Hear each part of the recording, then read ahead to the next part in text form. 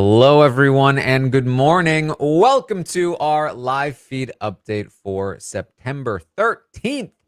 I'm your host, Taran Armstrong, and I'm here today to update you on everything that happened yesterday on the Big Brother 25 live feeds. It was day 42 in the house, and as per usual, plenty to talk about here. And with me to talk about the plenty is Maggie. How you doing, Maggie? Hey, Taran. Hi, everybody. I'm doing great. This house does not sleep. It does not stop moving. I mean, I'm like, you want to talk about a Waffle Wednesday? Like, I think that we're in for it today, this day of feeds. So we'll set you up, and whoever's on with you tomorrow, Taran, good luck to you. Because this house just doesn't quit moving. It doesn't. So let's get straight into it here. Yesterday, I talked about how America really just went for it. She told Cam that he can't trust Jared. It took quite a while, but he finally seemed to be taking some of it in and realizing that he is the house target still and that his HOH was essentially a bust. She also talked to Jag and told him that they can't trust Blue because she's been ratting out their conversations to Izzy and Jared. Jag reacted very poorly to this, and she felt like it was a little weird at the end of the conversation, and so it's unclear how he is going to respond to all of that. And the vote is still firmly set with Izzy staying, but America is trying to make a push with this information to take her out of the game. And that's kind of where we lead into here, day 42. I teased yesterday at the end of the update that Jag was talking to Jared. That conversation lasted for quite a while and did end up actually becoming a bit of a thing because the gist of it is that Jag did eventually get around to telling Jared not everything that was talked about with America, but basically that America is telling me she doesn't trust you, Jared, to which Jared responds, "Oh, I already knew that. I already knew that." And Giving Cam. Jared yes. is giving a lot of Cam. And that basically Jag feels like America is trying to drive wedges between people by lying about them. And it's frustrating for him. She's telling him things about Blue. She's telling him things about Jared, and he doesn't believe it. So if we were hoping that Jag might, take it in, not tell anyone, that's already the second he woke up, it's already done. Yeah. Jag is like the perfect example of if you're in Jag's like actual life, like if you are a human in the world and you have Jag in your life, wow, can you trust him? He's so loyal. He's going to tell you everything he ever hears about you. Oh my gosh, he would be the best boyfriend, best friend, like such a great guy. And he is so not built for Big Brother in the way that you have to deceive and lie and put yourself first. Like Jag just he's incapable of self-preservation in the game or understanding the proper way to rat float as we would say. Like Jag is so loyal and it is so painful to watch. Like my best friend and I will just send each other Jag updates every day and be like abysmal, tragic, so sad. Like it's just so and the rest of the time we're like, but wow, could you imagine hanging out with him? How fun would he be? But oh god, this is just horrible to have to keep watching.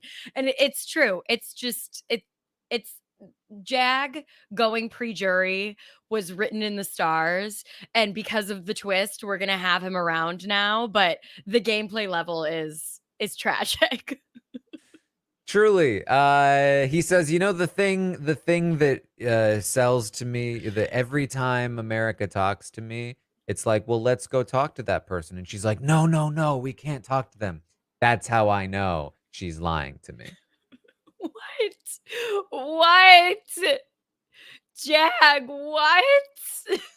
But that just goes to show in real life, wow, master of interpersonal conflict, gonna get it worked out immediately. Yeah. In the Big Brother house, Jag, what are you doing? Stop.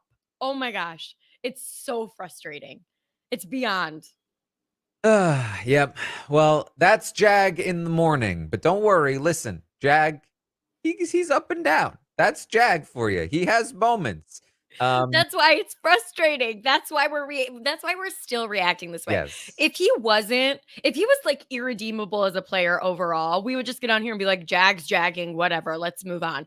It's that he does have these moments where he's like, hold on, and like the That's So Raven transition happens, and he's like, I think I've been lied to. And you're like, yes. And then he's like, but also, Jared, listen to all of this stuff that I have to tell you, even though I just 2 hours later realized you were lying to me. It's like, ugh. Yeah. And so here's the thing about Jag. We talked about it. He's very loyal. He wants to like stick with his crew. At the end of the day, Matt is his crew. Matt is the person he is loyal to the most.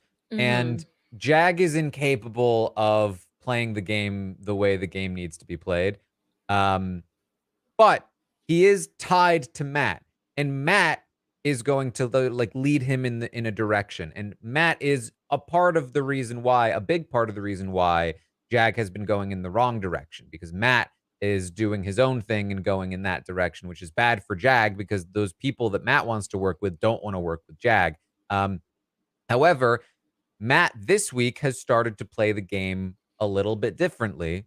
Cirie was out of commission for a little while, and Matt stopped telling her everything.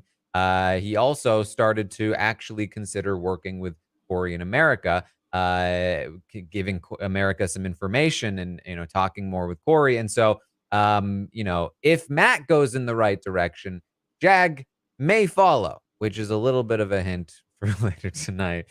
But let me pull up the graphic for you here. I'm like wondering though. Okay, so if I'm in the game, like, is Jag a valuable player for me? If I put in the work to make Jag my person, is he valuable for me?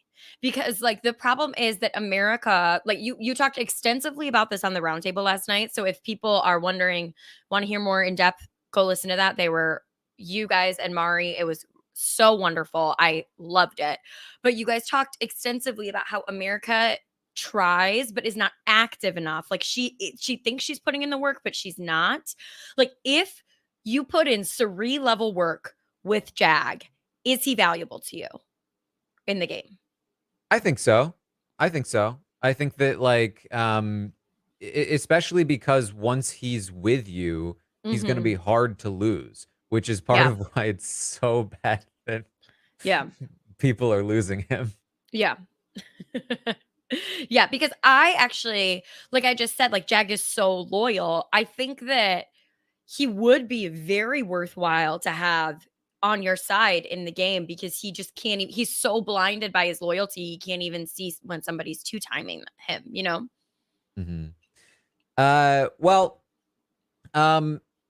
That's the Jag and Jared conversation. It's going to get worse before it gets better. But Cirie and Izzy are going to talk in the morning. They're chatting. It's again, there's a lot of Cirie and Izzy game talk throughout the day. Most of it has to do with just securing votes, making sure they have the votes, rediscussing plans for the future. So, we're going to majorly summarize a lot of it and focus on the other stuff that's happening that could really change things. But I do want to make sure I'm pointing out yet again that this is part of the reason why they are doing so well, or at least had been doing so well in the game, is because they never rest on their laurels. Yesterday they were like, we have the votes. We definitely have the votes. Today, they're like, we definitely have the votes, but let's keep making sure we have the votes. They do not just assume that everything's fine ever. They're constantly checking, rechecking, checking again, quadruple checking. They never stop. They never stop reevaluating, and that can sometimes, many times, cause issues. But in other times, it's part of what keeps everyone else so locked down and prevented from actually doing what they're doing. And I think that part of the reason why other conversations are happening now, it's a few reasons. One is that Cirie was locked up for 48 hours. One is that Jared really screwed up and got people feeling uncomfortable. Another is that Cirie is focused on the vote more than she is maintaining everything else right now. Yep. And rightfully so, this vote is dangerous. And Mhm. so they're talking a lot about the vote. Corey comes by. They briefly talk to him. After he leaves, Suri is like, I am concerned about because she was like, "I'm proud of you, Corey. You're acting like a man. Like you just came over here and just like said some stuff, and now you're walking away. Like, man, Corey." And then he came back and he was like, "I know America told you guys about the stuff we did," and they were like, "Ah." She was like, "I'm not talking about that. I'm talking about you, Corey." And then after he leaves, he was like, "I really wasn't. I really, I'm really proud of him as like a man." But also that stuff is why America needs to go. She's getting too close to him. I feel Wait like until honestly, wait until she gets the full download when she's out of here. yeah. She later in the day says, if I knew if like Jared was telling Blue things the way that Corey tells America things, I would be just as mad. Like wait till you find out. She says, if here's the thing, if Blue and Matt are both against Jag at this point, then maybe America does need to go before Jag because Corey is with America, but if Blue and Matt have bailed on Jag, then he's less threatening than America. I mean, it's definitely one of the two of them, but it really matters which of the two of them that side wants to target because Cameron winning the veto is a very real possibility. And if he does, then the secondary target is the one that will go. Not that, like, let's be real, they're gonna not decide now. They're gonna decide Yeah, on Thursday Wednesday morning. night. Yeah, Um, uh-huh. but but it's still the conversation matters. 1000%. And I just like I really am floored at how much Suri and Izzy game all hours of the day and how exhausted they must be. I remember Brittany Haynes was on a podcast one time and she was talking about how it is exhausting in the house. Like some days you're just tired and you just want to sit and hang out with your friends. Like you don't want to keep gaming. Like it's hard to maintain those relationships. And she was talking about how Dan got Gen City to use the veto on her and how like that was because he put in that time and effort to do that with her in a way that a lot of other players don't. And like Suri and Izzy must be so tired. Maybe not Izzy. She's not really expressing that she's tired. She's like amped up about this. Like she loves playing, but Suri must be so exhausted. Like just cannot even imagine how exhausted she must be. So hats off to her because I know that that would be something that I would really struggle with in the house is stamina. Yeah, she talks about that too. She was talking about how these games aren't exactly fun for her. Like Mhm. Izzy was asking her about Survivor, and she was like, I mean, I come on these because she's like, why do you come on these shows so many times? She's like, I wouldn't honestly for the money. Like Yeah. the reason I came to the show is because I thought I could win this money. I thought I Yep. could win, and I thought I could change my family's life. Yep. And I hope that's not bad to say, but like that's why I did it. And the fun came after for me with And Survivor. I Um, think I think that that's incredibly fair. Like, oh yeah, that's most people why would you go on the only reason that you're going on Survivor to have fun is if you don't care about winning. Like, because these games, like, what did Keith Nail say? Like, Survivor isn't fun. Like, going on a cruise is fun. Like, Big Brother is not fun. Big Brother is only fun when you have power and you're winning. So, like, for most people, I think the only person who probably leaving the house could be like, Big Brother is so fun is like Cody Calafiore from his game in 22. You know what I mean? Like the ups and downs and like the consistent just you're getting jostled around it, you must be so exhausted. Like of course she's not having fun. She's here to win money. Like she's here to win. I think some of the most entertaining players are the ones that are there strictly for the money, which is why like more prize money I think normally will be make for better television. But 1000%. It's the self-interested nature of those players. But yes, we digress. yes, Mhm. so Izzy also talks about, and it's sort of relevant to this conversation.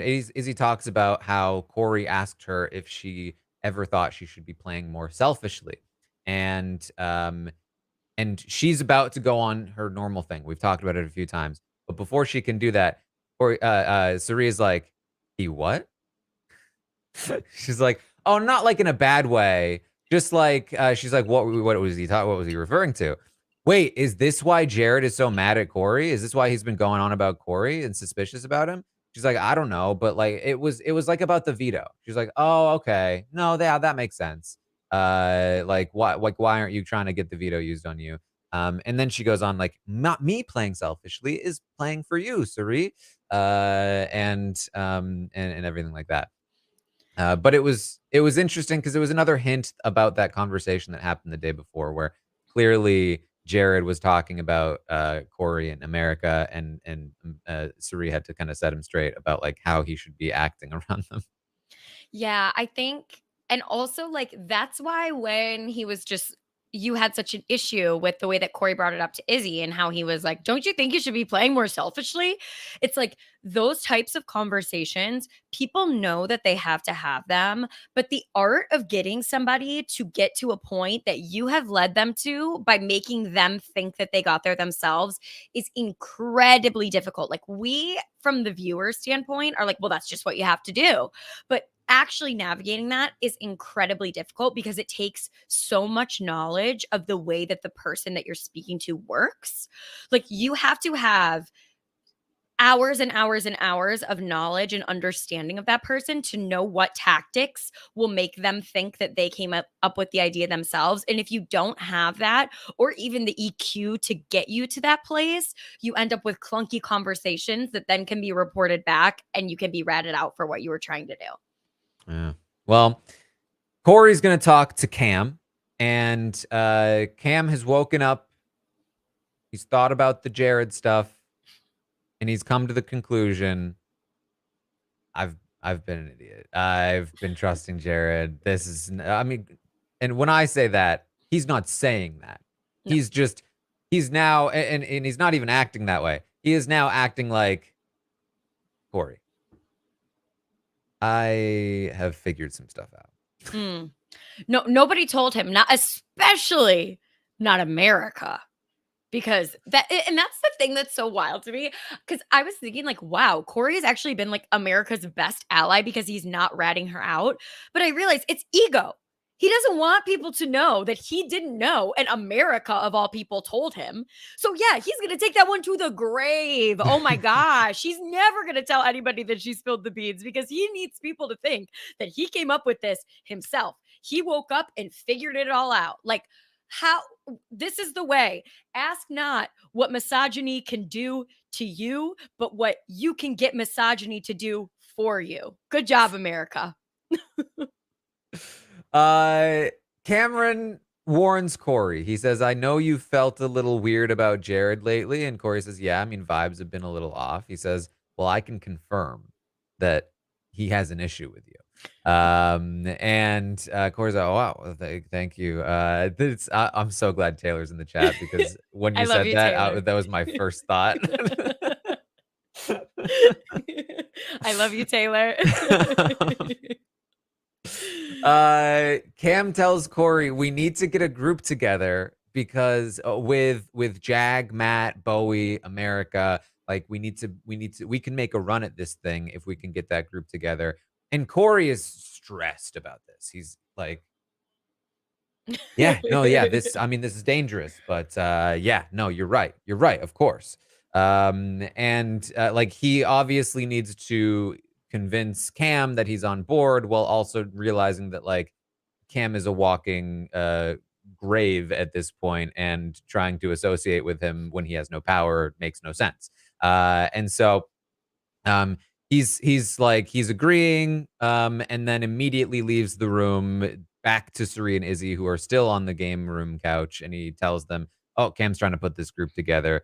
That's what we were just talking about in there, by the way. Does not tell them about the Jared stuff, but does tell them about the putting the group together. We discussed this on the roundtable last night. I do think this is the call for Corey. And later in the day, it becomes even more obvious that this is the call for Corey because Matt is involved, and Matt's going to tell them as well. So, um, but it was interesting to me because Jared gave Cam a ton of information on himself, essentially, that Cam could be using to convince Corey that Jared is after him. particularly the survivor secret stuff, which Corey already has a hint about. Um, Mhm.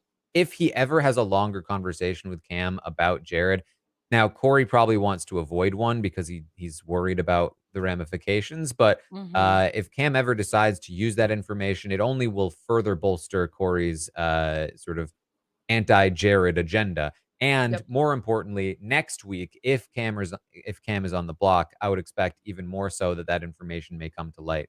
Or even threatened, because obviously he's not going to be initially nominated. But just interesting stuff. Yeah, super, super interesting. The tell of Corey pacing. It was so funny. Like, I think Hamster Watch was like, Corey has not stopped pacing during the conversation. Like, all the updaters were picking up that this whole conversation made him very nervous. Um, but yeah, and I agree with you. I do think that it is the right call, knowing who else is involved and who else definitely would rat out the conversation. And I hope that we get to the point where, somebody wins next week that can shake things up and this doesn't become like, you know what I mean? What you said on the roundtable last night, like recognizing that if Corey is Kevin Martin, that Cameron is his Marty was Kevin Jacobs. oh, sorry, Kevin Jacobs, that Cameron was his Marty was such an apt comparison that I never would have thought of and is like perfect. Thank you. So some people have been asking this, oops, the wrong one, in the chat. Why is the survivor secret a big deal? It doesn't affect the game. Corey knows that.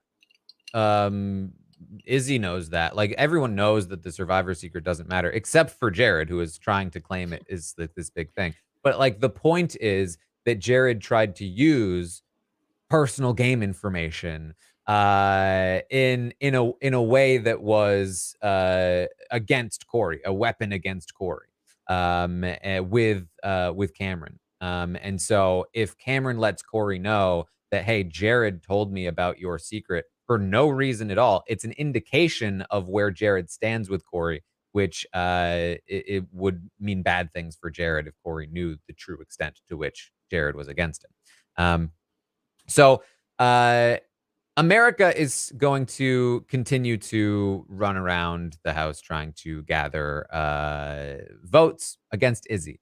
And the most locked in vote against Izzy right now in the house is Mimi. And so she has a conversation with Mimi about how, like, hey, I want to keep Felicia too, so you know. And Mimi, who thinks that Felicia is already staying and has the votes of the Brown Sugar Babes and is already fine, is very much like, sure, America. I am so interested to see what's going to happen if like I said, we're looking at a waffle Wednesday here, but I'm so interested to see if Felicia does go and Mimi is the only vote for her. What does that mean for Mimi moving forward? I'm ready. I'm ready for Mimi to wake up and to fight.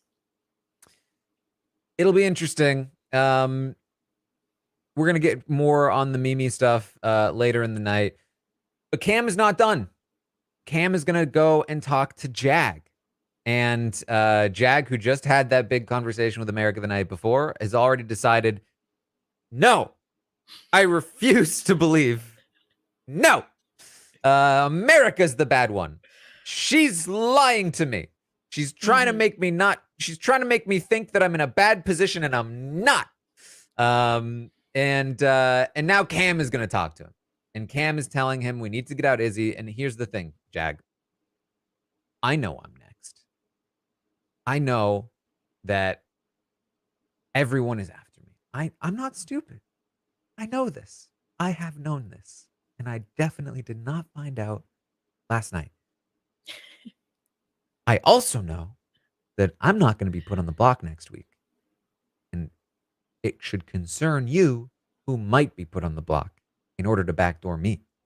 Yes. I mean, points are made. Yeah. Oh, listen. I have to say it. Cam did a better job dropping this info on Jag than America did. Whoa. Which is not saying a whole lot. And it's not saying that it did anything for Cam, but he at least was able to lay it out in a sort of more understandable way and was less like, Jag, we can't trust Blue. This is the darkest timeline, Taran. He says, Jag, you can't trust the people you think you can. It's like who? Like Blue. He's like, listen, I have discovered that Jared has been stringing me along. Jared is using me the same way that Blue is using you. They are the core, and they have been intentionally left out of things so that they could trick us. Jag, how do you think you ended up on the block last week? After being voted out 10-0, think about who offered you up. Think about it. This is the point that I thought was like the most damning. And I can't remember if Cam actually knows that Blue volunteered Jag for the block. It would have had to be like Matt or Izzy or like somebody would have had to tell him, thinking that they were, because they were trying to convince Cam that Jag was the target. And so they might have told him at one point that Jag willingly offered himself, or that maybe Blue offered him. But it could also have just been a coincidence that he's just like being vague enough that he happened to land on, you can't trust Blue. Think about who offered you up on the block. But like, yeah, she very much offered him up. Yes. So the fact that Cam would even know, and this, but this is where, like, if he does know, he should be more specific. I know that Blue offered you as a pawn, because Cam knowing that would be massive red flags. And I know that in Jag's head, he's worried about the fact that he's alluding to something, but I think it was vague enough that Jag was like, nah, he doesn't know. He doesn't know. He couldn't know. I have nothing to say. Well, I'm getting frustrated. You are a tool to them. They're going to discard you soon. We need to take out Izzy. She is one of their best competitors. We can't let her on the jury. We can't let her be on the jury. She will never vote for us. And you cannot tell anybody about this, Jag. Listen, if you do, it doesn't change anything for me. I'm already everyone's target. But if you tell people about this, it will only further associate you with me in their eyes and make things worse for you, which I actually thought was a very good argument. like he's right. Again, ratting out Cam is not going to hurt Cam. It's maybe only going to hurt Jag to this degree. The way that like Corey and Matt are doing it is effective. Loosely just letting them know what Cam is doing, not telling them about Cam saying you can't trust this person, because then they'll be like, if Jag goes to Suri and says, hey, Cam is telling me all about how I can't trust Jared and Blue. They've been playing me this whole time and that all this blah, blah, blah, blah, blah. He's right. Like, they're not going to believe that Jag doesn't believe that, because nobody would be that bad. But also, like, why would he rat it out to Suri then? I guess because they don't know that. Yeah, I guess you're right. So this conversation was like an hour, and I've really condensed because Cam just goes on and on and on and on and on.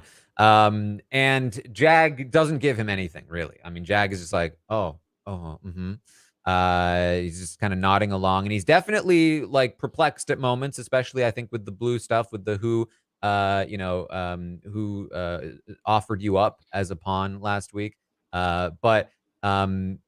But you can tell he's very much still trying to like close himself off here. And he is going to go to Matt after the conversation, and he's going to kind of be like, man, I don't know what to think right now, but I don't trust America or Cam. I think they're trying to drive wedges. I think Cam is trying to drive wedges between people, and I don't like that. I don't like what he's doing. And it's just very clear that he knows it's true and can't accept it. And that's the thing, right? That's like why to have Jag as your friend is great. He doesn't want people driving wedges between his friendships. He doesn't want that. But I'm like, do you know the show that you're on? Like, it's so frustrating. It is so frustrating. It's so bad. He says to Matt, I don't trust America. I don't trust Cam. And they've got Bowie. We just can't let Bowie or America win HOH next week. We just anybody but them. And this is just peak Jag because those are literally the only two people in the house right now that would not nominate Jag next week, Mhm. other Yep. than maybe Matt. Maybe. Right. Maybe. Maybe. Jag says he doesn't care about anything else anymore. He just wants to go to the end with the 7. That's all he wants. It's just that simple. Can we just keep it simple? He's it's very much like he's in Plato's cave and he's like, the sun is blinding. Can I please? I want to just stay I here. Please. No, I really like I'm like, how much longer do we have to keep talking about this period of time? Because it's so like it's just round and around and around. And you've been saying this at least twice a week on an update since the season began. And it is so frustrating. Like I've watched you walk away from the mic and come back more times than I can count this season talking about Jag. And that's how I feel right now. Like we just have to move on because this is so frustrating. Yes. Well, Cam is going to let Bowie know that they can't trust Jared. They need to try to pull Corey and Matt, America, Matt, and Jag. And Bowie's like, Jag? Wait, what? What's going on? This is different than what you were saying before. Later, Corey's going to talk to America. They talk about their options. They talk about how they're glad that they've pulled in Bowie. Like that's really good for them. And they're right. But Did we here's the talk thing. did we talk already about the conversation that America had with Bowie? Uh, the one from earlier, Yeah, like from yesterday or from today? the one from today that we're talking about where she just checked in. Oh, yeah. I mean, Okay. well, I mean, Okay. we can. No, no, no, it's okay. Moving on. I mean, yeah, I mean, their relationship has continued to develop for sure. Mhm. Like, there have been multiple check-ins with Bowie talking to Cam and being like, I talked to America, and Cam saying, oh yeah, she talked to me. She feels good about you. And then Bowie talking to Corey, and Bowie talking to America. And they have done a good job with Bowie. And getting Bowie would be huge for them if they were able to keep her. That's the if, though.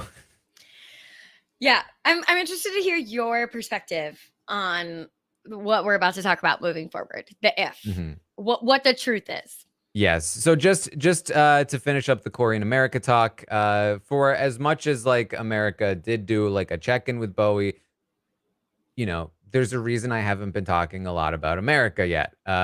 She did not follow up with Jag. She has not talked to Matt again, in any meaningful way. She had a brief conversation with Mimi where Mimi didn't really buy anything that she was selling. She just she's not doing the follow-ups. She's not like it's frustrating. She hasn't even like had the another conversation with Cameron about all of this stuff in a meaningful way. It's frustrating. But she is trying to talk to Corey about taking out Izzy, and he's still trying to convince her that that's not the move. What she wants to do is organize a meeting between Corey, herself, Matt, and Jag later tonight. And it's like, yeah, that's you know, more meetings, more conversations. That's what we should be doing. And Um, they just need to like it's just time to mhm. drop the bomb. Like it is. Yeah, well, Suri then really while Corey and America are talking is also going to talk with Bowie. Mhm. It's a long conversation. And I mean, we'll see just how effective it is, but Yeah. definitely feels like an example of how seductive Suri can be in the game. Um, Yeah. I do like Suri is obviously fantastic. and I do think gets through to her in some way. Like, I don't think that Bowie would put up Cirie, but I also do think that Bowie I don't know. I don't know if I should give Bowie credit or not. Like, because I watched America have a couple of conversations with Blue that were very good, where she was like telling Blue what she wanted to get back to the rest of the house, placating her, X, Y, and Z. And I'm like, is that what Bowie is doing with Cirie in this conversation? Like, I don't know. I can't tell because we've like not seen Bowie play at all. So I Yeah. can't tell. Yeah, it's interesting. And to so I'll tell you how the conversation went. Because if you were just to look at this conversation in isolation, I think you would say Cirie got her. Yeah. Cirie apologizes for the position she put Bowie in. She says, "I think part of the reason I left you out is because of the guilt I felt about voting out Red, and like that caused me to push you out." And that's true. Like, it's true from Cirie. She does feel guilty about Red, and yeah, part of why they've pushed Bowie out is because they felt guilty about it, but also, like that, those are like the inner motivations that people normally would never acknowledge, even to themselves. Yeah. Like, no, we pushed out a Bowie because she was against us, because she was Mhm. working against us. That's the way Izzy operates in the game. But I Cirie is able to recognize the deeper emotions within herself that then she can tell other people that it genuinely comes off as true. Now, that doesn't mean that Cirie also doesn't like hate Bowie, because she still kind of does. Mhm. But she's also able to recognize those things and convey them to people in a Yep. way that comes off as very genuine. Yeah, and I've always been, like, confused about why like, the conversation that we saw in the episode where they were all just, like basically, Bowie's crying, and she's like, "Why did you leave me out?" And they're like, "Oh, shut up, Bowie." Like, basically, that's what they're saying to her. I was like, "I don't understand. You have the perfect excuse. We knew how close you were to Red. We found out X, Y, and Z. Lie. Who cares? Just lie. Say, we found out he was saying this, this, and this. We didn't want to put you in the position where you had to vote him out. So, like, Cerie's like, I felt so guilty for voting him out. I didn't want to do that to you. And I think that Bowie would have been like, okay, you know what? All is forgiven moving forward. Like, genuinely. I don't know why they had to, like, I feel like that was the simplest thing that they could have done. I don't know.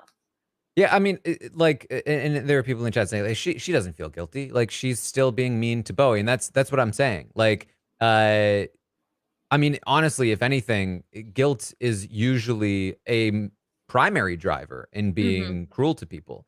Yeah. Guilt is not a fun feeling to feel. And so, in order to try to avoid that feeling, you do everything in your power to be like, well, I shouldn't feel guilty. It's not my fault. It's their fault. And then you are It's cruel to them in response. Yeah, it's displacing blame. Like Yes. there's blame that is, especially in a game like this, there's blame that's in the middle of everybody. And when you have turned on somebody, the blame is on you. And that feels like crap. So you displace the blame, and that's what causes that cycle of talking crap and, whatever, whatever, whatever. Like, we see this every single season, specifically from people who are very empathetic. Like, the people I think who feel the most deeply are the ones who end up participating the most in the crap talking because they need to make themselves feel better. It's one of the most common things in Big Brother. We talk about it all the Mhm. time, and it's why, the person, in a more stable house, usually the person getting voted out becomes demonized because you feel bad that you are robbing a person of an opportunity for $750,000 and that you're voting them Mhm. out and lying to them. And so you have to find a way to make that feel less bad. And Mhm. the easiest way to do that is by convincing yourself that they deserve it. Yep. Um, so uh she goes on to talk about Bowie's like, "I appreciate the apology. I never wanted to work with Cam. Like, I wanted to work with you guys. That's always been where I've wanted to go." And Cerie says, "Well, let me tell you something that I have found out. Cam is trying to put a group together. And it's, Matt and Jag and Corey. You see what he's trying to do. He's trying to get all the guys together." And Bowie's like, "Oh, but didn't you want like America too?" She's like, "Yeah, I mean, just as another, like, you're being dragged along." by all these guys. It's like, so wait, so I've been tricked? Yeah. Uh, Cam told me it was too late, that I was already out of things. So he's like, no, you're not. Of course not. We see that he's trying to clamp onto you. You're not trying to clamp onto him. We see that. And she's like, oh, thank you. I mean, that is exactly what's happening. And basically just reopening the door. Whether or not Bowie has been 100% misted back into the fray, at the very least, Bowie should now feel like Suri is the open door for her if she needs an open door. Whereas, compare this to like the Izzy conversation, like that's a closed door. That's never happening. But it is an open door with Suri. Whether or not Bowie has actually walked in, we don't fully know yet. But If it's there. Suri is anybody but meing, like, I think if Suri's son was not in this game and she was able to anybody but me, like, this is perfect. This is perfect for her. Like, Bowie, like I said, I do think that she made headway in the way that I'm not sure that Bowie would put up Suri, but I do think that Bowie would put up Izzy and Jared. Like, I just that's why I'm like, I'm not sure that she's like totally flipped Bowie over. I don't know. We'll have to see how these next couple of days go. I feel like a Bowie HOH would be the best. Because I feel like it would be a war for Bowie's soul between like Suri trying to convince her not to make the move, and like it would probably be Corey in America on the other Yeah. side. Giving Because her like all of the can't information. yeah, and like Cam would be on the other side too, but like I don't know. I think it would be very interesting. Yeah, and I would just love it to listen to Rob talk about her all week. Fun stuff.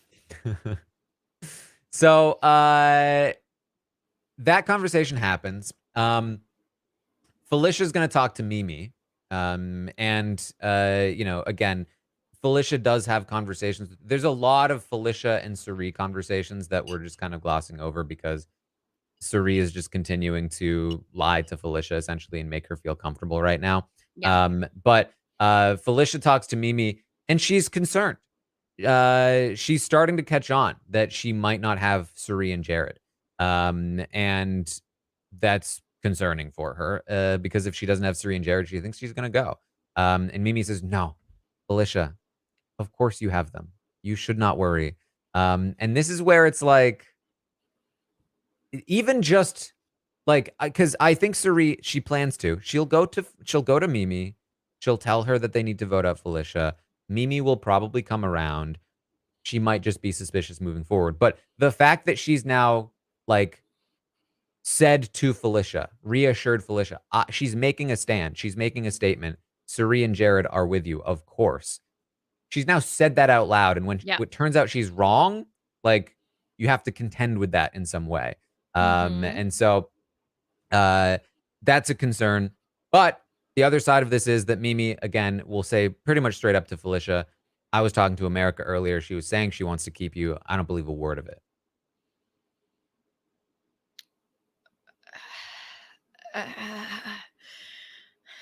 Which is exactly what Suri wants. Maybe I should clip Cam's wrong. No. No. No. Wrong. No. Wrong. Wrong.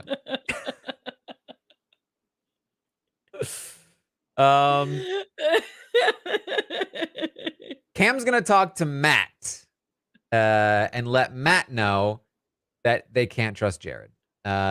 Mostly because he's talking about bringing the group together. Corey, America, me, you, Bowie. And Matt's like, and Jared. Like, I don't know where Jared stands. He says, think about this. Why do you think you were included in Legend 25 and not Jared? That's like, I don't know, like, because Blue was already there. It's like, no. Jared was left out on purpose so that in the event that they turned on us, we would think we could trust Jared. He's been stringing me along this whole time, and we cannot include him in this group. It's got to be me, you, Corey, America, Bowie, Jag. Matt's like, And oh, wow. Matt says, wrong.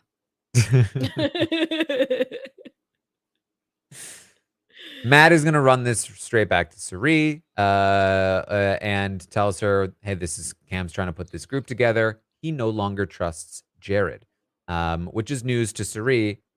And Suri's like, how did he figure that out? Like I said, it came from his brain, his big, beautiful brain. It came from there. Yeah, it's just Until he's all in on his own. trouble. Until he's in trouble, but so the rest of the night kind of like comes and goes, a few conversations here and there. We get to the late night and Matt talks again with Suri and Izzy. They talk more about the vote. It's a long conversation. It's a lot of bonding. He actually tells the very funny story about how I don't know if we've talked about this on the podcast, but when the cast was announced, Shelly from Big Brother 13 made like a tweet about like, I was on the plane next to Matt, like on his way to LA. He was such a sweet guy, like rooting for him. And so Matt tells his side of, and she also said, he didn't tell me a word about being on the show. He knows how to keep a secret.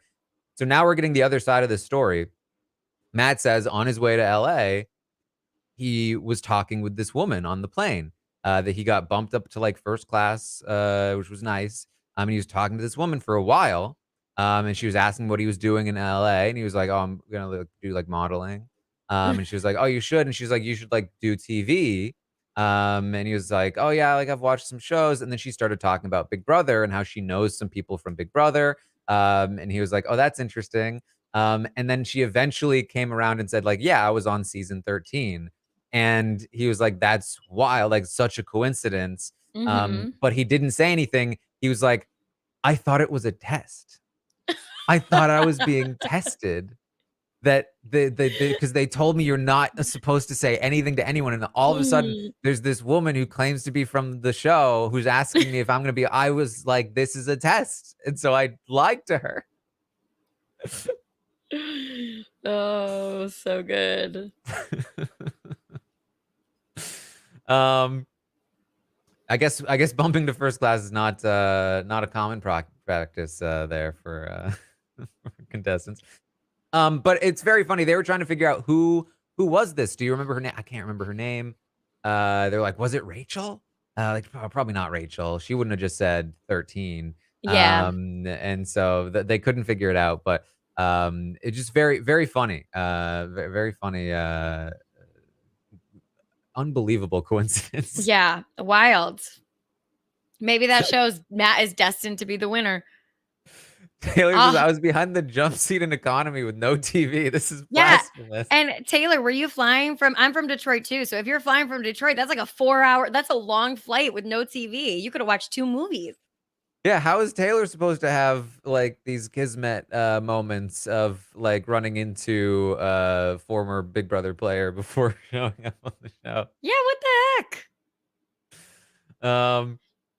All right. Well, so they have that conversation. It's a good conversation. And then after they finish the conversation, Matt leaves and does his thing. And I'm telling you, he's still got Josh with him. It is incredibly endearing. And when he leaves the room, Suri and Izzy hadn't known this. He spins the wheel. He does the butt kicking thing for himself. And then he grabs Josh. And they're like, are you doing it for Josh too? He's like, yeah, of course. Josh needs to do it too. And so he puts Josh gets a 10. He's like, oh, sorry, Josh. And then he leaves and they're like, oh, we love Matt. And Suri says, you know, we should swap out Corey for Matt. And Izzy's like, yeah. And it's always funny watching Izzy when they talk about Corey because she does want to keep Corey around, but never wants to push too hard. And so she's like, yeah, well, we can keep Corey on the fringes. We can bring Matt in. That's fine. And they talk about that. And now you do. So boom. So there. I love that for you, Hopefully, Taylor. yeah, hopefully Love that Taylor is only journey. first class from now on. Mhm. They go on to talk about Mimi and how they're gonna deal with Mimi. Cerie says, "I think I should approach Mimi first before we tell Felicia that she's leaving, because that's the plan. They're gonna tell Felicia ahead of time, um, and talk to Mimi about the decision and why they're making it. What she doesn't want is for Mimi to run to America, and like try to get America on board, and like be like, oh, America wanted to vote this way. She wants to make sure that Mimi doesn't believe that America would vote to keep Felicia, um, which she already doesn't. And It's such so a misstep. It's such a misstep. Like, yeah. oh gosh. And, they're talking about how America is always like, she's probably still gonna try to work with Cameron, and, like, why is America so convinced that Jared is coming for her? Like, did Corey tell her? Did Jared let it slip? I mean, she did come crying out of his room, but he claimed he didn't say he was gonna nominate her. So it's like, no, no, nobody needed to tell her. Yeah, he told everybody Yeah, also. Like every single person with ears who was not tied to Felicia found out that he was wanting to target her before Cam. Ugh, God. yeah. So in the meantime, Corey, America, and Jag have been chatting, waiting for Matt to show up. They've been talking a little bit of game here and there. When Matt finally does show up after leaving the have not room, they talk in the game room and they say, listen, this is the late night conversation they've been planning. They need to band together because after Cam, they're going to be the next people that get taken out, which is true. And listen, people always assume we're strategizing anyway because we're always hanging out. We should just do it. Corey says, but we need to really tighten up here because I understand. I think we all understand. We all have relationships. We all have connections. But if we hear a rumor about the four of us working together tomorrow, it'll be like, you know, Mhm. like basically a subtle warning. I will find out if you leak this. Yeah. Um, I'm gonna get in trouble. and Mhm. you're going to be in trouble with me if that happens. Mhm. Um, he says they agree next week still should be Cam, but after that they can reevaluate. Now I disagree with this personally, but it's not like the decision is made right now. Um, they discuss the vote again and they agree that they're going to keep Izzy this week, despite what America wants. America and Corey actually go kind of like back and forth in a debate between the two of them in front of Jag and Matt. They start trying to come up with some names. They don't really lock in any. But the four of them coming together, they also talk about pulling in Bowie because they think that she is a trustworthy person. And like maybe they could get Bowie in on board. And so like this is the start of something. Maybe. The start of something new. Yeah. And I will say Corey and America do very well in this conversation because this is something that Matt brings up later. I don't want to like jump too far ahead. Mhm. But I do think that the way that America and Corey talk to each other game wise is like they have a good game relationship. Like they are willing to go back and forth. They have different viewpoints, but they usually try to come together. Like they debate, etc., etc. And they were doing that in front of Matt and Jag when they were all talking together. And like this is what we've been waiting for. It's like just go talk game together. You don't have to split up. Just go talk together. And it actually will make people feel calmer about you guys because when you're both coming and saying different things, they're like, what the heck is going on? Versus you guys are saying different things, but you're sitting together and then you can talk it through so you can see that that is actually what's going on with you guys. Everybody wonders what the dynamic between Corey and America is because they Mhm. don't know. They don't Yeah. see them talk. Yep. They certainly don't see them talk game. So everyone has to just take for Corey's word what it is. Take for on America's word what it is. Seeing them actually talking together, talking game, discussing game amongst themselves in front of people, it's like, oh, okay, this is the game relationship that they have. Like now I don't have to wonder. Because if Yep. I'm wondering, it might be the worst case scenario, and they're Mhm. like giving it. So yeah, I agree, and that is going to It's be discussed by Matt. it's sort of like when you're talking to someone, like this is something that's been going online like in recent years, that like the way to tell if somebody likes you, like somebody that you're dating or you've gone on a couple dates with, that you're like not really sure what's going on, like if you are talking to them and you're like, this person likes me, they like you. If you are talking to them and you're like, I don't know, I'm just like kind of confused. Like sometimes I feel like they like me, sometimes they don't like you. And like that is what goes on to a greater degree in the house. It's like they get confused because Corey and America are separating themselves and then saying different things. So they're like, sorry, I didn't mean to say that as though it's like harsh. Anybody in their own life, but that's just like It's the there's way. a little bit of a pessimistic view on things. For sure. But I'm just saying, I'm trying to like connect it to in the house. Like these people are getting confused. So they're like, they must not like us. Like they must not actually, they must be just stringing us along, you know? So I think that is a little bit of what has been going on with Corey and America this whole game, because it's confusing. Their dynamic is confusing even for us as feedsters. We're like, why are they doing this? So in the house, they're probably like, well, why are they doing this as well? Yeah. Well, Matt and Jag talk after Corey and America leave. Matt says, "This is great. If we win, if they win, we're not in danger. If Seven wins, we're not in danger. Really, the only person we need to be concerned about right now is Mimi." And Matt's like, "It would be good for us to win, by the way, Jag, because we can easily put up Mimi and Bowie." Um, and that's important because Matt is supposed to be convincing Jag to throw the HOH. That is what Cirie told him to do. He Mhm. is not doing that. He has also still not told Cirie about Corey in America. Now they're doing this, and Matt is saying this is good for us, Jag. Mhm. And it's very clear at this point, or at least hopefully clear, that he's entered the game. I mean, he had been playing, but really playing as a Cirie minion for a few weeks there. And now that, like, so just, I think some people have been like, wait, how did this happen? Like, why did Matt stop caring about America so much? Because that was his biggest blind spot, was that he was just so obsessed with targeting America. Um, I think it's two things. One, he doesn't trust America still.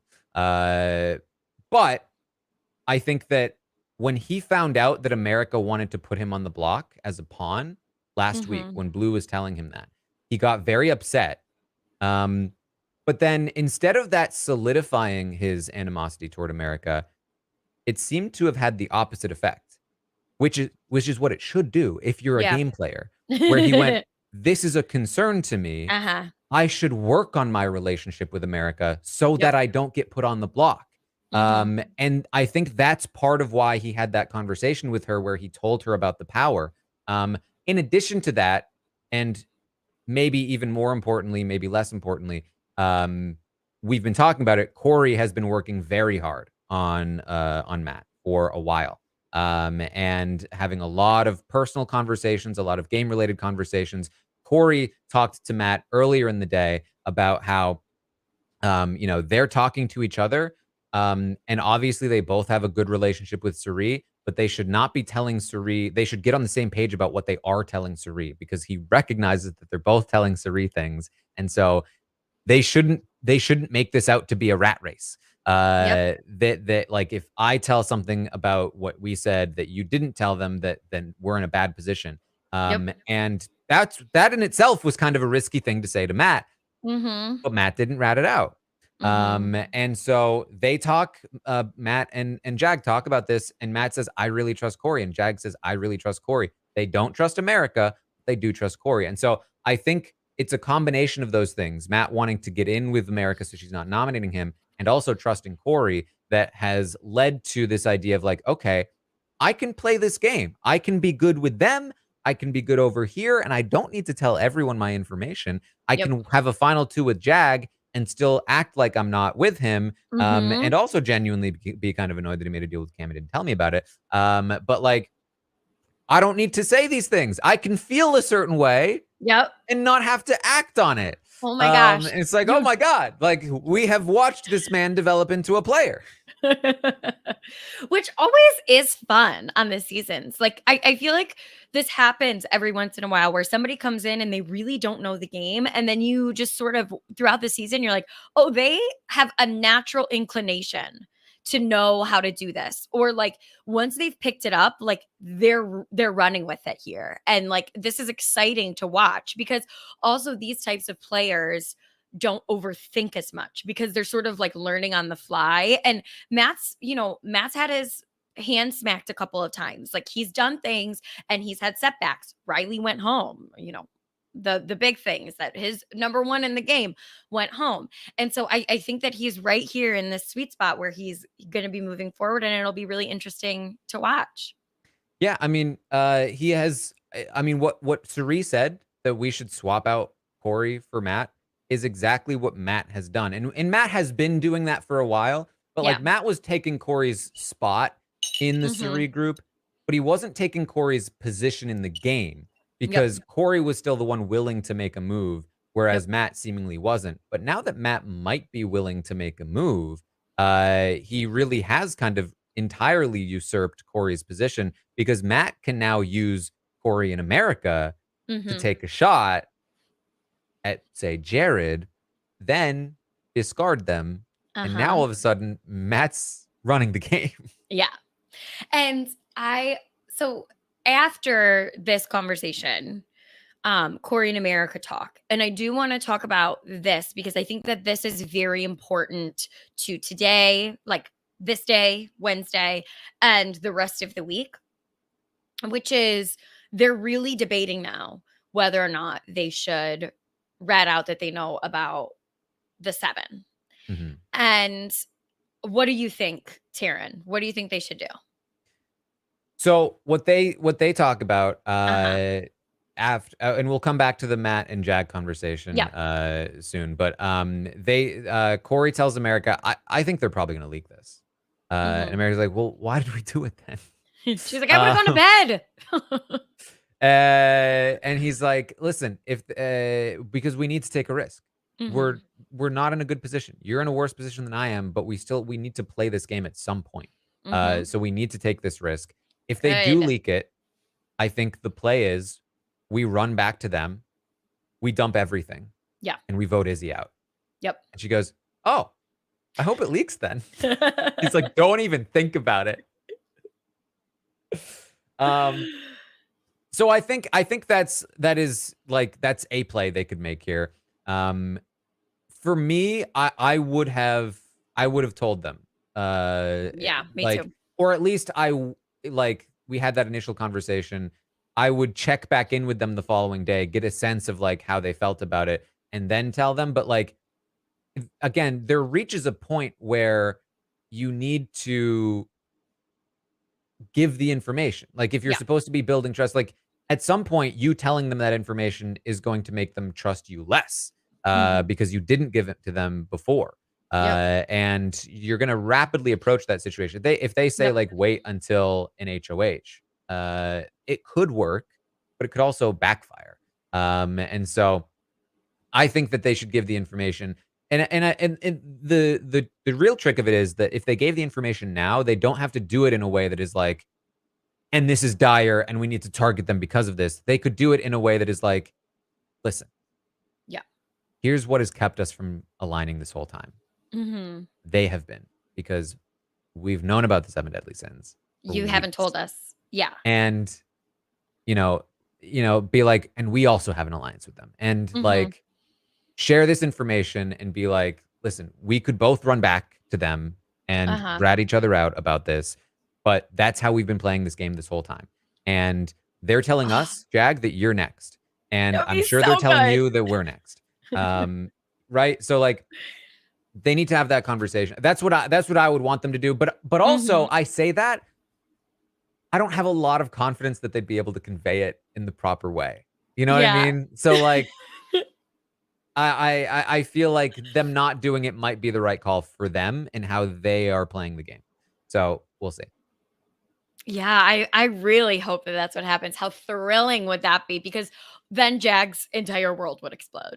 Like, Jag Mhm. would be have to lay down, and he wouldn't be able to get up for hours. He would be like, "I just need to lay here and think about all of the terrible decisions that I've made over the past month of my life." And that might be what happens. I mean, it's so that conversation between Corey and America, that really could happen. I mean, Yeah. any small leak about this, and Izzy could still leave this week. Yeah. Like it is again not locked in. I tried talking about that last night on the roundtable, and I know that like we tend to think this is the thing that's probably going to happen, but like this really could happen.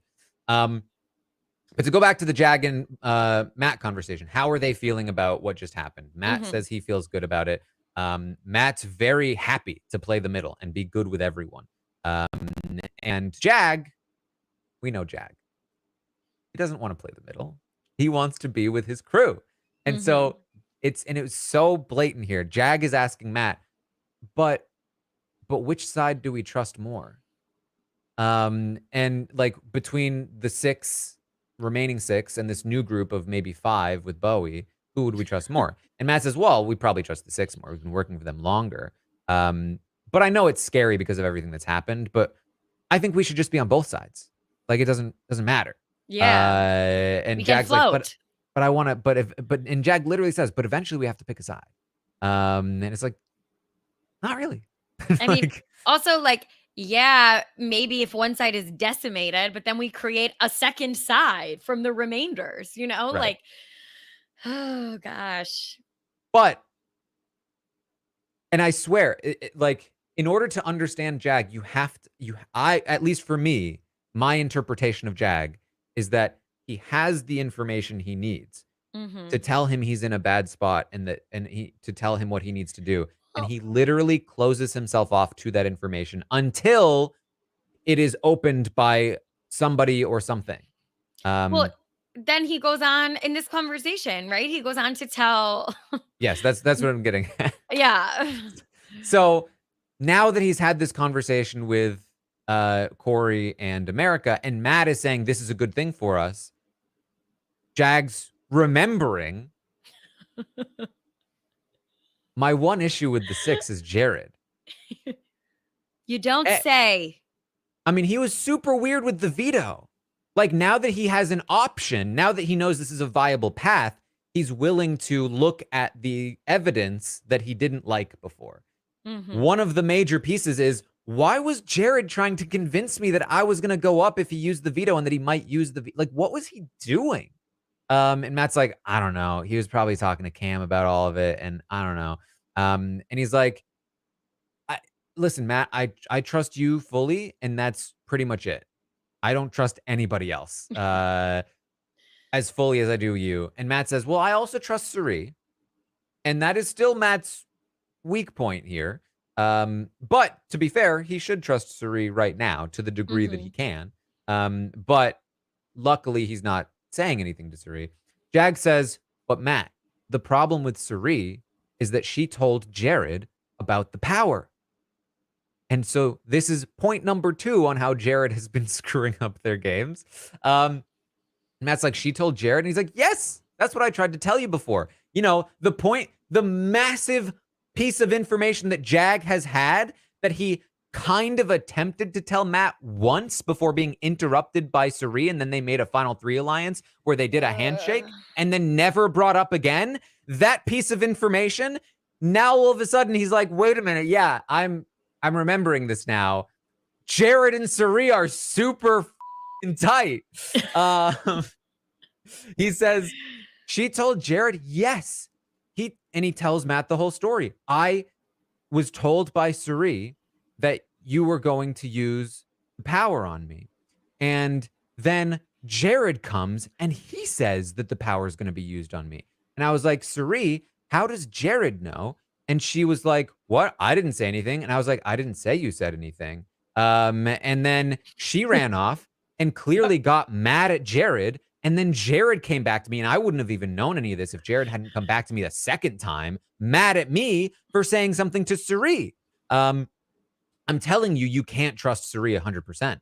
And that's the thing about Jared, is that he can't hold on to secrets at all. And Matt says, well, I did tell Jared about the power after. And Jag is like, yeah, but he already knew before. And Matt's like, yeah, he was telling me like he understood why I didn't tell him, and he was acting like he didn't know. He's like, he knew. And Jag's like, and I also want to trust Blue, but he is with Jared. But I do trust her.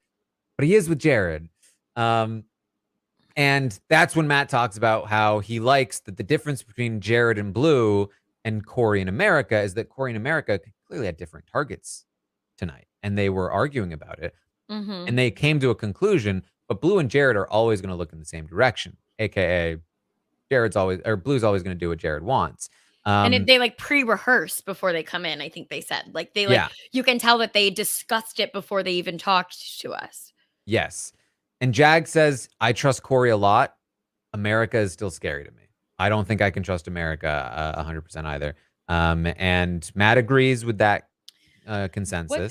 What they need to trust America is just for her to get power and do some, like, she just needs to show them that she does genuinely mean what she's saying. You know, like this HOH is so important for them. They have to win. Like they have to.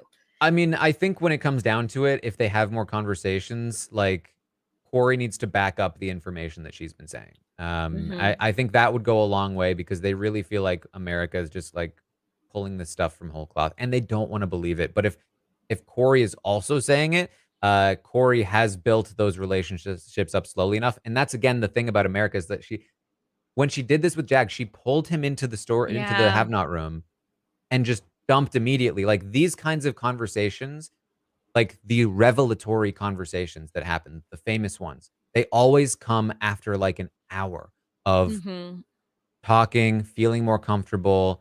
It's like building up to making out with somebody in the house too. Like, you know, like you don't just like grab somebody and start making out with them. Like it's a moment. You build up to the moment. You know what I mean? So like America does not build. And Corey has been building. And so Corey backing her up, I think, will help a lot. Oh gosh. So they talk again about Mimi. Mimi's pretty much the person in the house they can't trust the most. They know for sure that Mimi is working with Jared and Cirie. Jag says, I know she's working with them. I think they told her about the power too. He talks about an interaction he had with her where it seemed like she knew about the power and she must have been told by them. So this is where Mimi's passivity, so to speak, comes back to hurt her here. She's not only left out of this vote, but she is now like the one person not covered by people who are actively playing and looking like she's going to go on the block and could very easily be a target for them. And honestly, not a bad target, because I do think that she's going to be one of the more competitive people on that side and somebody who has been completely unwilling to even remotely consider working with anybody else. And so they're kind of right to feel this way.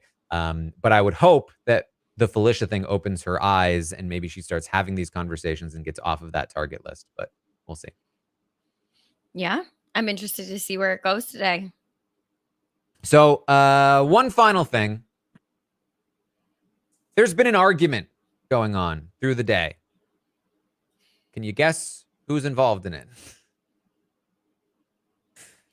Jared has been arguing with Blue. We don't see a lot of this, but we hear about it a lot. And in the morning, I guess, there was an argument between the two of them where Jared, basically, from what he was saying, told Blue, "You're not my girlfriend. You're not my girlfriend." And Blue was like, "What do you mean by that?" And they got into it. And the way she described it is that he was being very petty. And that Jared? she was trying to ask questions. No, Taran. That does not sound like Jared. to be petty. Come No, on. no. And well, Come from his on. perspective, she was just mad at him because he wouldn't call her his girlfriend. Yeah, that's the only reason. Like, I'm sure it had nothing to do with delivery or no, this doesn't, we didn't see the conversation, and that just doesn't sound like any conversation we've ever seen Jared in for the past 40 some days in the house. It just doesn't sound like him. And so Jag, fresh off of this new position in the game, goes to bed in the scary room, except when he walks into the middle of an argument that's been going on all day between Jared and Blue, and starts to try to mediate. And Jared they're in front of Jag arguing about pettiness. She says Jared is being petty, and the pettiness is a problem. It's his ugliest trait. And Jared is saying, well, listen, I admit that I get petty sometimes. And she says, and I appreciate that. He says, but the way that you admit it is petty. And he says, no, it's not. All I said to her is that I'm petty sometimes, and if that's not something she's willing to deal with, then that's it. She can leave. It's up to you to decide whether or not you want to deal with it. Yeah, but that's Taran. You don't understand. In a relationship, you tell somebody how you are and how unwilling you are to change in order to make them feel more comfortable, and then they can decide what they want to do with that. And Jag, he's like, hey, listen, I think that maybe, you wouldn't just say I'm unwilling to, you would work on it. You'd work on trying to not, and I think that's what Blue's trying to say. And Jared is like, well, obviously I'm working on it. I'm not petty all the time. That means I'm working on it. And it just goes back and forth. Yeah, Jared basically says, wrong. Wrong. Yeah. Listen. They're wrong. What can you do? Yeah. There's nothing to do. Just wrong. So that's the day. We did it. Maggie, anything else you wanted to bring up? We did it. No. This is a tough week for me. Either way, we're losing one of our best soldiers here in terms of entertainment value, which is what I deeply care about. And if I was in the house, I would really want to work with Izzy. I think she at the beginning of the season, I had to get used to the Izzy style of playing. It was a lot at first on the feeds. You were like, whoa, what is all of this energy? But the more that I've watched Izzy, the more I've been like, Izzy would be so fun to play with, and get to collaborate with. I think that she's so fun to watch on the feed. She's so fun for us to talk about. She's given us so much already. And Felicia has also given us so much. And I'm just not ready. I'm just not ready to lose either of them. So this is a sad Thursday that we're going to have, no matter which way the vote goes. I would be so sad to lose Izzy, but I mean, the drama of the blind side plus the fallout would be thrilling. But I don't know. I don't know what I want. This is the problem when I'm not super invested this year in a winner. So I'm just excited about excitement. And that means I want so many different things, Yeah. People get mad if you're not, if you don't choose a side. People are very Jag-like in that way, I think. I want you to, Maggie, pick a side. Who are you rooting for? I have chosen a side. There's only one person I'm rooting against. Maybe two. And I bet you can guess based off of this podcast who they are. Well, I think that, again, the lesson of the day is you just have to continue to play actively. If America and Corey had not had this conversation with Matt and Jag, Jag was fully, I'm just done with it all. I'm just going to sit with the 7. And they kept working on him, and now they are back into a position where the entire game could shift here. A lot of things could move from this position. It's a very pivotal point in the game. And so the HOH is going to be massive. And the next day is going to be massive. What comes of this? Is it going to leak at all? Could the vote still flip on Izzy? Like, there's still a lot that could happen here. So make sure you tune in tomorrow at 11 a.m. Eastern, where I will update you on everything that happens today on the Big Brother 25 live feeds. I will also be live tonight watching tonight's 2-hour episode of Big Brother 25. I expect a lot of Josh, a lot of real Josh, a lot of cardboard Josh, a lot of stinkometer, a lot of kayaks, a lot of piggies, a lot of dirt throwing. I would hope dirt throwing. So, expect a lot from tonight, but I'll be live on Twitch watching it with all of you to get us through it. And then, of course, we'll be live after the episode to recap what goes down. Thursday night, the episode is on an hour earlier, just so everyone knows, 8 p.m. Eastern, which also means the stock watch will close at 8 p.m. Eastern. So make sure you are prepared for that. And then next Sunday's episode is going to be at 10:30. Yeah. Good luck to you. Good luck to you all. Tune in for all of that. You can find me on Twitter at Armstrong Taran, over on Instagram and all that stuff. Maggie, where can people find you? Yeah, people can find me on Threads, Instagram, and TikTok at @MMorgan_. Thank you guys in the chat today for all the love. I'm sorry I touched my hair. It's a nervous habit. I'll wear it up next time so that everybody can calm down. They need to listen, you touch your hair as much as you want. They said somebody was like, let's make a drinking game. And look, everybody, it's 11 a.m. Eastern. Okay. But maybe if I'm on a nighttime pod, that can be something that people in the chat do for fun. But thank you guys for all the love. I always have so much fun coming on here and chatting with you, Taran. It was a fun day to talk about, and I'm excited to see where the rest of the week takes us. Yes, and thank you to Taylor for the plane stories. We appreciated that. That was a good addition to the Matt story. We Definitely. All right. Well, thank you all so much for joining us here today, and I will see all of you next time.